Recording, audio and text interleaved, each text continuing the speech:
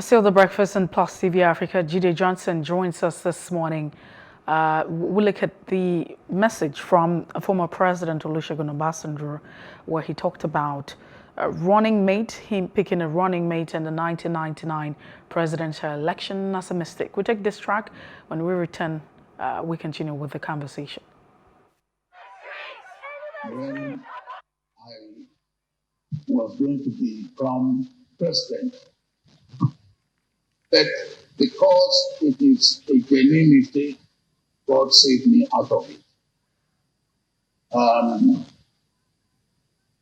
You can say that. Some people thought it was a mistake for me to go into the army. Could have been a mistake. Or when Abacha wanted to arrest me, I was told by the American ambassador that they will arrest me, and America has heard that I should be given an asylum. I said no, come home. It could have been a mistake because I could have lost my life. So, yes, I would say there are many things that could have been a mistake, but God saved me from them all. We have a chief lecturer, Nigerian Institute of Journalism, joining the conversation this morning. Jide Johnson, thank you so much for being part of the breakfast. Yeah, it's a pleasure to be with you. And thank you for having me. What do you make of the thoughts of the former president of the Federal Republic of Nigeria as regards picking his number, of course, his deputy, you want to say the second man in command? It's a pattern in our democracy. Well, we all make mistakes in life.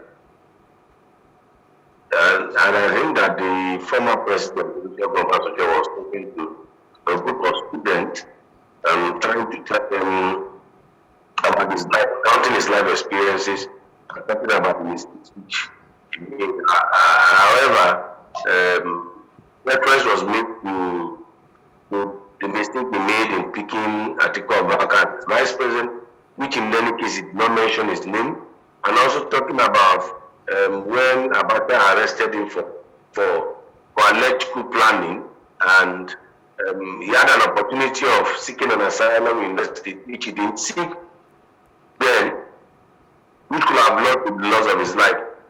As far as I'm concerned, it's just pure media narrative. The media selected what they wanted to write about, and they wrote about, they want to focus more, because we're in a political season, is the issue of the mistake concerning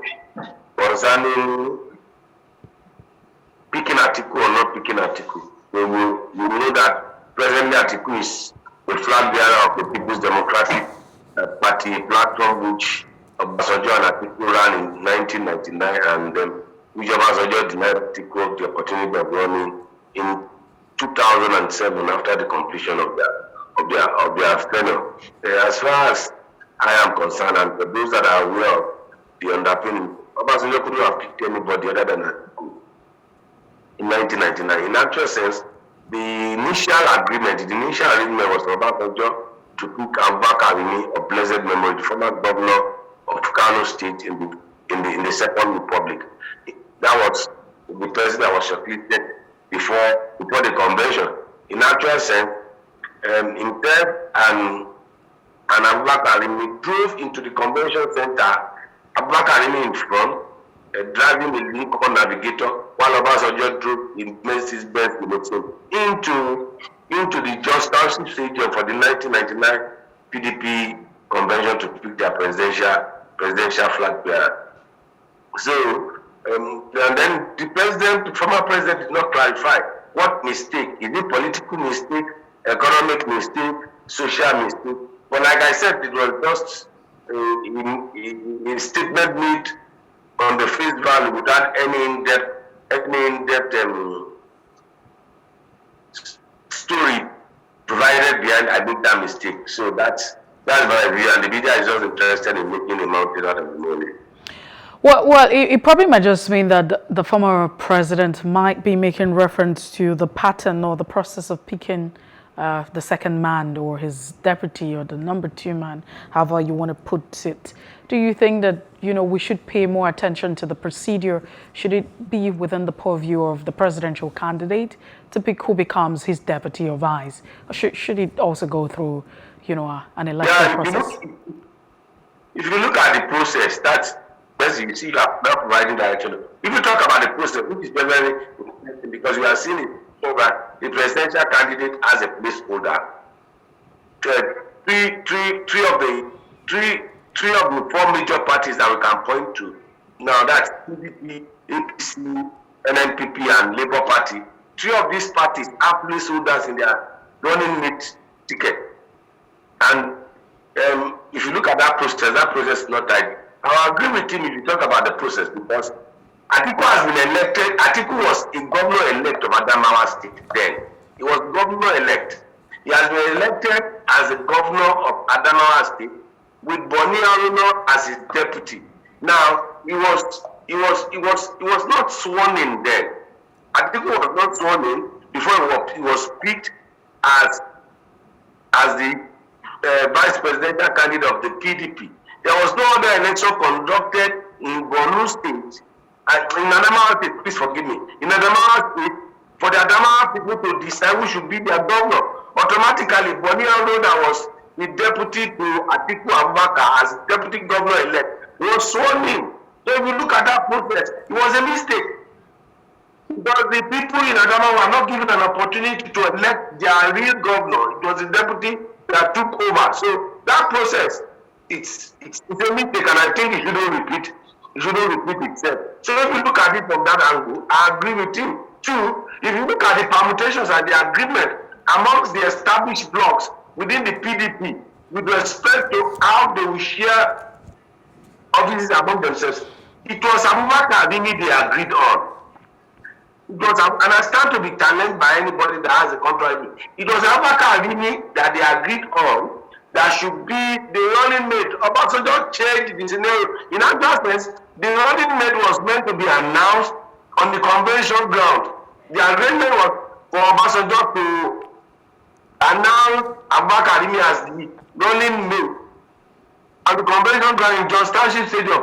But it was not announced. It was 3 or 4 days later that Atiku Abubakar was announced as the running mate. So if you look at the process, if you look at the entry, it's just that Ipaneni is not alive today, but those that are very, very close to him, probably his private, they will tell you a lot of things, a lot of the undercurrent that went on in PDP, jettisoning Abubakar Adini and picking Atiku Abubakar as the vice president. So if you look at the process, I agree with him. The process was not tidy, just like the process we have now with the process that we place holder. A party should be able to pick his own mate. Well, 1, 2, 3, 4, 5 days after the election. So if we're saying that the process is not very democratic, because we cannot trust the political parties and the presidential flag bearer to go ahead to nominate or pick a candidate that would be the people's choice, maybe we will be saying that the office of the vice president should be an elective position. I agree with you.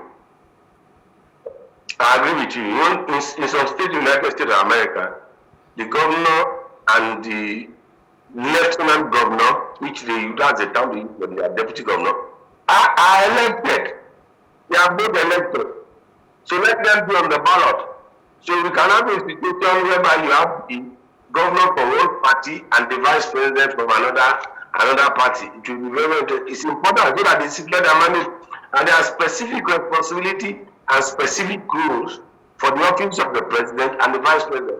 So we need to break down the powers in the office of the presidency and give some of it to the vice president, and then we do election to elect both on the same day. Because today the president has become an emperor. There's too much power, excuse me, please. There's too much power in the office of the president. Today, All right, thank you so much, Jide Johnson. We're really out of time, and we hope we had more time to continue with this conversation. But hopefully, the conversation never ends. We'll talk about it some other time. We appreciate your time this morning. Thank you, Mercy. Have a wonderful week ahead. All right, you too. That's the size of the show this morning on The Breakfast. We'll return tomorrow with more interesting conversations and issues generating different reactions in different spaces. Now, if you missed out on any part of it, it's okay to follow us on Facebook, Twitter, and Instagram, and subscribe to YouTube channel at PlusTvAfrica and PlusTvAfrica Lifestyle. I am Messi Bopo. Good morning, and thank you for joining.